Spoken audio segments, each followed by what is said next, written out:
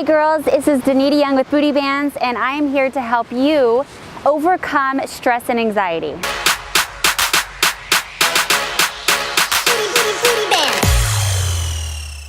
Human beings can actually exist in only one of three states, and that is unconscious, aware, and self-aware. Unconscious is when you are flying off the handle and when your emotions are in control. Usually in this state of unconsciousness, what happens is the stress hormone is released, which is cortisol, and your emotions are the one that's taking course. These are impulses of anger and fear, controlled and destructive behavior. The second state that you can exist in is awareness, and this is the state in which you're able to say, I am feeling blank. Now what you're doing in this state is you're putting your emotion into perspective. When you're able to be conscious of how you're feeling, and you're being able to balance that out instead of being out of control, this is that state, and you're able to go, all right, I feel this way. And this is the first step of finding balance. The third state of being self-aware is you can just be aware and you can be anybody, but being self-aware,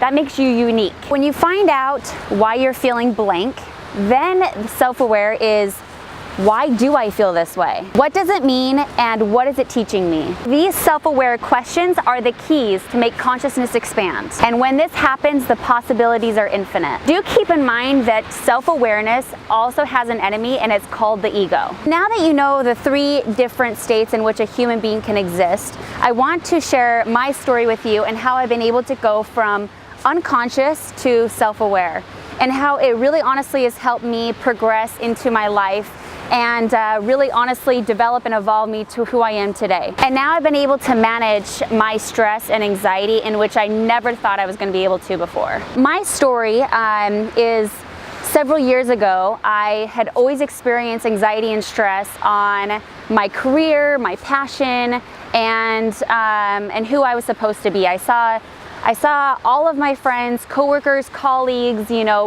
people I went to high school with, and they immediately knew what they wanted to be. They jumped into the career path and jumped into school and knew exactly where they wanted to go. And I jumped into school and I floated through several different career paths and had no idea where I wanted to. Some of the things I experienced as far as anxiety and stress was not being able to, I don't want to wake up in the morning. That was one of them. I didn't want to even think about the day or focus on the day.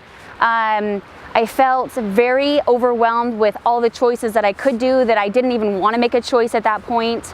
I felt, like I said, overwhelmed, so it just seemed like it was weighing on me, and it just had all of those emotions came crashing down. My unconscious state was not doing anything about it, getting angry at myself, getting angry at others. It's everybody else's fault, and I'm the victim, poor me, and I never knew how to get out of it until obviously now becoming aware. And aware, I started reading books, and one of which was The Passion Test, which I absolutely loved. And just honestly, talking about it to friends, family, and the other one is journal writing that I mentioned in a previous video. But I really, when you start to actually get your feelings out and start becoming aware of what exactly the problem is, then that is where I had an actual stamp to go on. Something else that also helped with my self-awareness was knowing that there's two parts to the brain, where one is rational and the other one is irrational.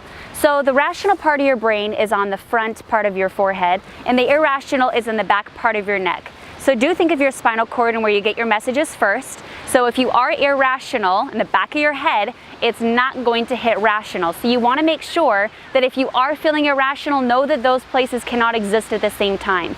So really take some time, take a moment, take a breather, take a drive, whatever it takes, so you don't flip out over the handle and make some decisions and choices that you do not want to do. Thinking about anxiety and stress, it's usually about your thoughts of the future or thoughts of the past.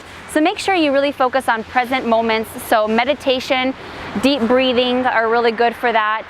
And so I highly recommend you not walking around in an unconscious state your whole life. but really being aware, then going to self-aware, so that you live a more self-fulfilling and joyful life. These are my tips to help with your release of anxiety and stress. I hope this helped. If you have any questions or comments, please comment below and also subscribe. I also have a journal writing, motivational ones when you're in a slump. I have so many other videos you can check into too to see if any of these can help you during your tough times. Lots of love.